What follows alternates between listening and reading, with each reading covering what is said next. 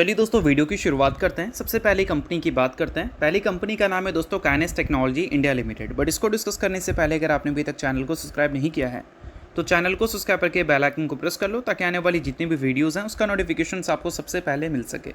और एक डिस्क्लेमर भी है, जो भी न्यूज़ एंड अपडेट्स हम लोग कवर करेंगे वो सारी एजुकेशन पर्पज़ के लिए है, सीखने के लिए है। तो इसको किसी भी तरह का इन्वेस्टमेंट एडवाइस मत समझना, आप खुद से भी रिसर्च और एनालिसिस कर सकते हैं।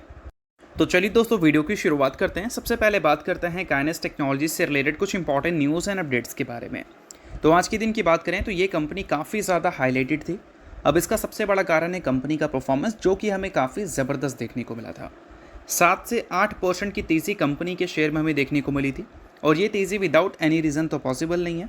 तो आज के दिन रीज़न है काफ़ी कमाल का, और रीज़न सिर्फ इस कंपनी को खुश नहीं कर रहा है, ये कंपनी का जो सेक्टर है उसी को पूरा इंप्रेस कर चुका है। और वो सेक्टर है ईएमएस का, जिसमें Dixon technologies, Amber enterprises, Kaynes technology, ये सारी कंपनी अप टू 5%, 7%, 6% की तेज़ी दिखा दी है। अब इतनी बड़ी तेज़ी का सबसे बड़ा कारण क्या है? तो सबसे बड़ा कारण है गवर्नमेंट ने जो कस्टम ड्यूटी लगा रखा था इनके की पार्ट्स पे, यानी कि इनके जो प्रोडक्ट्स हैं उसमें यूज़ होने वाले जो प्रोडक्ट्स हैं, मतलब एक प्रोडक्ट को मैन्युफैक्चर करने के लिए रॉ मटेरियल चाहिए होता है ना, तो वो रॉ मटेरियल इंडिया बनाती नहीं है, वो इंपोर्ट करती है। ठीक है, और इंपोर्ट जब होता है कोई चीज़ तो उस पर कस्टम ड्यूटी लगता है, तो वो कस्टम ड्यूटी की वजह से वो प्राइजेस बढ़ जाते हैं, और इस वजह से कंपनीज़ को महंगे रेट पे वो चीज़ ख़रीदना पड़ता है।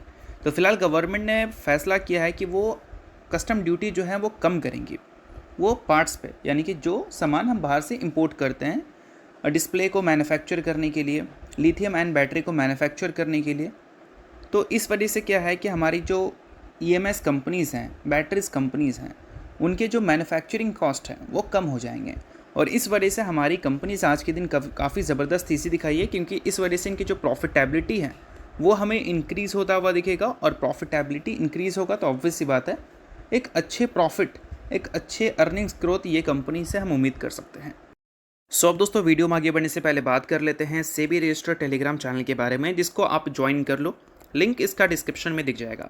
ज्वाइन करने का सबसे बड़ा बेनिफिट ये है कि जिस हिसाब से मार्केट में अप्स एंड डाउन दिख रहा है, ऐसे टाइम पे हर दूसरी कंपनी के एनालिसिस बहुत ज़्यादा इंपॉर्टेंट है। तो यहाँ पर आपको सभी कंपनी के टेक्निकल्स को एनालिसिस कर अपडेट होता हुआ देखने को मिल जाता है, जो कि हर किसी के लिए काफ़ी ज़्यादा यूज़फुल है। और इसके लिए आप चैनल को ज्वाइन कर फ्री में आप चेकआउट भी कर सकते हैं इन कंपनी के प्रॉपर टेक्निकल्स, जिससे आपको आइडिया लगेगा कि अभी इन कंपनी में क्या चल रहा है।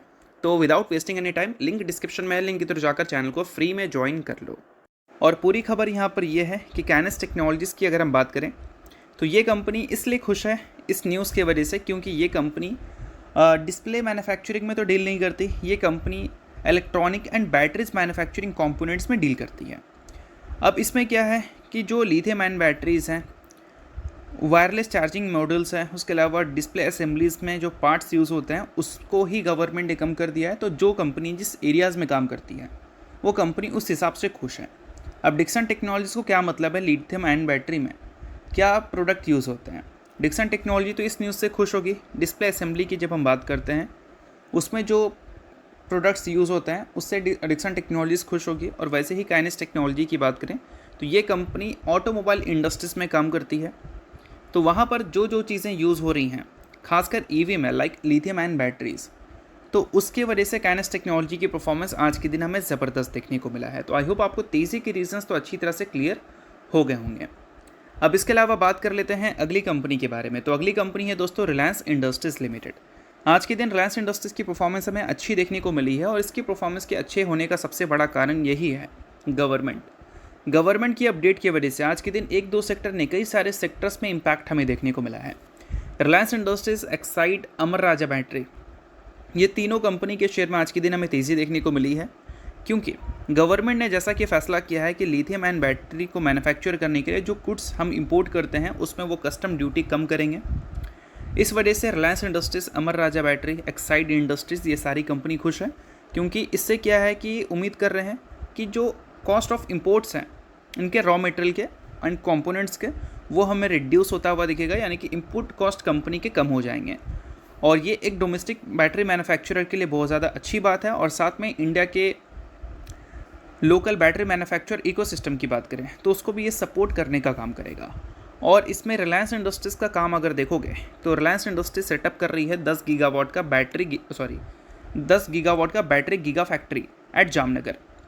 और ये क्यों कर रही है? क्योंकि कंपनी अपने जो पोर्टफोलियोज हैं उसको डाइवर्सिफाइड करना चाहती है अगर ये रिन्यूएबल सेक्टर में एक्सपेंशन का प्लान लेकर चल रही है तो इस वजह से रिलायंस से रिलेटेड भी ये काफ़ी बड़ी और काफ़ी अट्रैक्टिव खबर बन जाती है।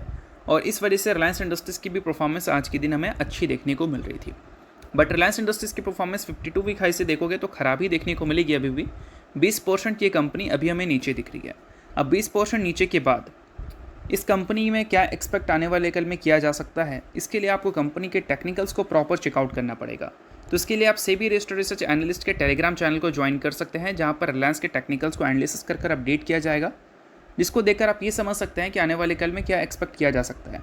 और सिर्फ रिलायंस से रिलेटेड ही नहीं, जो भी कंपनी का हालिया परफॉर्मेंस खराब रहा है उन सारी कंपनी के टेक्निकल्स को एनालिसिस कर वहाँ पर अपडेट किया जा रहा है, जिसको टाइम टू टाइम आप चेकआउट कर सकते हैं। तो लिंक डिस्क्रिप्शन में है, लिंक के थ्रू जाकर चैनल को बिल्कुल फ्री में आप ज्वाइन कर सकते हो। अब देखो दोस्तों, गिरावट का सबसे बड़ा कारण क्या था? सबसे बड़ा कारण था 2025 का परफॉर्मेंस, जो कि हमें काफ़ी अच्छी दिख रही थी। स्मॉल कैप और मिड कैप कंपनी को भी रिलायंस इंडस्ट्रीज़ ने आउट परफॉर्म कर दिया था। बट 26 में क्या हुआ? 26 में हुआ वॉर, और वॉर की वजह से क्रूड ऑयल के जो प्राइजेस हैं वो हमें बढ़ते हुए देखने को मिल गए। और जब सीज़ फायर की न्यूज़ हमें देखने को मिली तो रिलायंस इंडस्ट्रीज़ में एक रिकवरी भी दिख रही थी, और एक्सपेक्ट भी मार्केट कर रही थी कि आने वाले कल में रिलायंस इंडस्ट्रीज़ के शेयर में रिकवरी दिखेगी, क्योंकि सीज़ फायर की वजह से जो सप्लाई इशूज़ हैं ऑयल के वो बैक टू नॉर्मल हो जाएगा।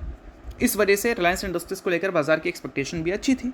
अब वापस से यूएस ईरान की जो कॉन्फ्लिक्ट है वो पीक पर जा चुकी है, और ब्रेंट क्रूड ऑयल फिर से हमें ऊपर जाता हुआ दिख रहा है। और इस वजह से हम उम्मीद ये अब कर सकते हैं कि रिलायंस इंडस्ट्रीज़ में जिस स्पेस पे हम रिकवरी की उम्मीद कर रहे थे, हो सकता है कि उस स्पेस पे हमें रिकवरी देखने को ना मिले। तो ये एक बड़ी खबर है। आज के दिन एक अच्छी खबर तो हमें देखने को मिली है, बट कल के दिन रिलायंस इस खबर से ज़रूर परेशान होगी कि यूएस और ईरान के बीच में टेंशन फिर से बढ़ गई है। क्योंकि इसके बिज़नेस की दोस्तों बात करें तो इनका O2C बिज़नेस जो है वो टोटल रेवेन्यू का 50% कंट्रीब्यूट करता है, और वो सेगमेंट डायरेक्टली हिट होता है इस न्यूज़ से, क्रूड ऑयल के बढ़ते प्राइसेस की वजह से। और इस वजह से रिलायंस इंडस्ट्रीज़ को लेकर जो चीज़ें हैं वो थोड़ी सी डिस्टर्बिंग है अगर हम अभी के टाइम पे बात करें तो। और रिलायंस इंडस्ट्रीज़ का पिछला शेयर होल्डिंग पैटर्न देखोगे Q4 का, तो वहाँ पर FIS ने अपने स्टेक्स इसी रीज़न से बेच दिए थे। DIS ने अपने स्टेक्स इंक्रीज़ किए थे, बट FIS की सेलिंग हमें देखने को मिली थी, क्योंकि ग्रोथ कन्विक्शन FIS को लग रहा था इस कंपनी में थोड़ा कम, क्योंकि कंपनी का मेन सेगमेंट ही क्रूड ऑयल के प्राइसेस की वजह से हिट हो रहा था। तो ये सारी चीज़ें आपको नोट कर चलनी हैं। बाकी इसके अलावा बात करें अगली कंपनी के बारे में, तो अगली कंपनी है दोस्तों एक पावर सेक्टर की कंपनी, जिसने रिसेंटली 2:1 की रेशियो में बोनस की अनाउंसमेंट की है। इसमें एक शेयर के बदले कंपनी ने 2 इक्विटी शेयर देने का फैसला किया है। इसका रिकॉर्ड डेट कंपनी ने 10 जुलाई का सेट कर दिया है, यानी कि कल के दिन कंपनी में आपको टेक्निकली एडजस्टमेंट देखने को मिलेगा 1:2 स्प्लिट के हिसाब से। अब ये कंपनी कौन सी है भाई? तो ये कंपनी का नाम है Hindustan insulator and industries limited. तो कल के दिन टेक्निकली एडजस्ट होगी कंपनी का शेयर। इसका मतलब ये है कि 50% कंपनी एडजस्ट हो जाएगी 2:1 के हिसाब से, यानी कि एक के बदले 2 इक्विटी शेयर देगी तो 50% एडजस्ट हो जाएगी। बट ये 50% आपका लॉस नहीं है, ये शेयर एडजस्टमेंट है। जैसे एक के बदले 2 इक्विटी शेयर मिलेगा, आपका जो इन्वेस्टमेंट है वो बैक टू नॉर्मल हो जाएगा। तो कई सारे जो बिगनर होते हैं वो इस चीज़ को देखकर पैनिक कर जाते हैं, बट पैनिक करने की ज़रूरत नहीं है, क्योंकि ये हर स्प्लिट और बोनस के तौर पर हमें देखने को मिलती है। तो दोस्तों ये वीडियो यहीं तक था। होप करता हूँ वीडियो आपको अच्छा लगा। वीडियो लाइक कीजिए, सब्सक्राइब कीजिए। वीडियो के लिए बहुत बहुत शुक्रिया।